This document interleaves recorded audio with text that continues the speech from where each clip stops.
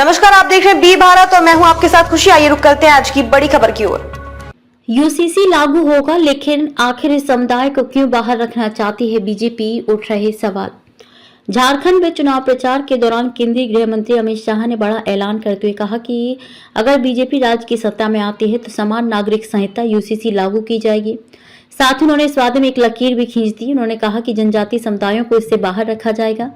UCC BJP के मुख्य मुद्दों में से एक है। अमित शाह कोई पहले बीजेपी नेता नहीं है जिन्होंने यूसीसी लागू करने की और जनजातीय समुदायों को इससे बाहर रखने की बात कही है। जनसंघ के समय से ही समान नागरिक संहिता दक्षिणपंथी पार्टी का एजेंडा रहा है। पिछले कुछ सालों से इसके दायरे से आदिवासियों को बाहर रहने की बात अलग से जोड़ दी गई।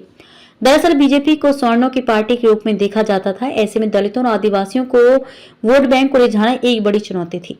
रविवार को एक जनसभा के दौरान अमित शाह ने कहा कि आदिवासी समुदायों की विरासत और पहचान की रक्षा करना उनका कर्तव्य है।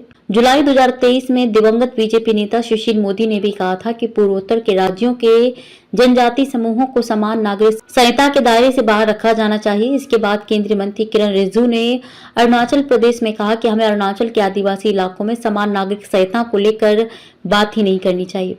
आपको पता होना चाहिए कि आदिवासी इलाकों में इसे नहीं लागू किया जाएगा। दूसरी बात, जो भी कानून बनाए जाते हैं वे देश की भलाई के लिए ही बनाए जाते हैं। इसी साल की शुरुआत में असम के सीएम हिमंता बिस्वा शर्मा ने कहा था कि उत्तराखंड और गुजरात के बाद असम तीसरा राज्य बनेगा जो यूसीसी को लागू करेगा। उन्होंने ये भी स्पष्ट किया था कि जनजातियों को इसके दायरे से बाहर ही रखा जाएगा। उत्तराखंड के यूसीसी ड्राफ्ट में भी आदिवासियों को बाहर रखा गया है। आदिवासियों के बाहर रखने के फैसले को लेकर बीजेपी की आलोचना भी हो रही है। विरोधियों का कहना है कि ये सब केवल मुसलमानों को टारगेट करने के लिए किया जा रहा है।